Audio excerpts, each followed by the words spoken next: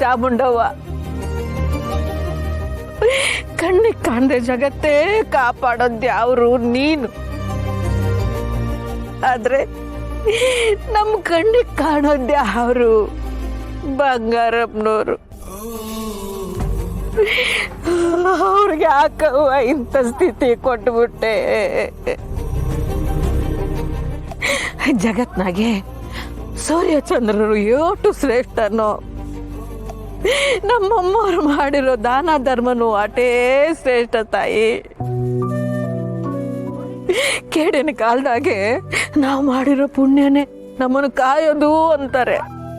ಆದ್ರೆ ನಮ್ಮಮ್ಮರು ಅಂತ ಪುಣ್ಯದ ಕೆಲಸಗಳನ್ನ ಯೋಟಂದು ಮಾಡವ್ರೆ. ಆದ್ರೂ ಅವ್ರಿಗೆ ಯಾಕಿಂತ ಸ್ಥಿತಿ ಕೊಟ್ಬಿಟ್ಟೆ, ಯಾಕಿಂತ ಸ್ಥಿತಿ ಬಂತು?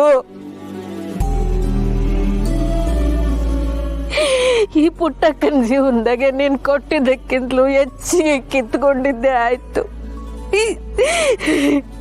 ನೀನ್ ಸರ್ಗೊಟ್ಟು ಬೇಡ್ಕತ್ತೀನಿ, ನಮ್ಮ ಅಮ್ಮ ಅವ್ರನ್ನ ನನಗೆ ಉಳಿಸ್ಕೊಡು.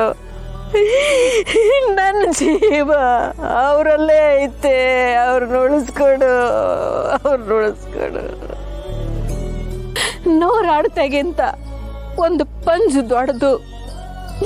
ನಮ್ಮ ಅಮ್ಮವರು ಯೋಟೊಂದು ಜನರ ಜೀವನಕ್ಕೆ ಬೆಳಕಾಗವ್ರೆ.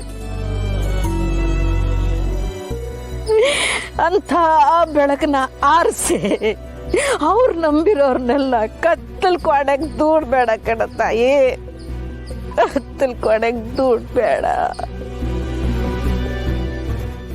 ಒಂದು ಪಡ್ಕೊಳಕ್ಕೆ ಇನ್ನೊಂದನ್ನ ಕಳ್ಕೊಳ್ಳೇಬೇಕು ಅನ್ನಂಗಿದ್ರೆ ನಮ್ಮಮ್ಮ ಅವ್ರನ್ನ ಉಳಿಸು, ನನ್ನನ್ನ ಬಲಿತಕ್ಕ.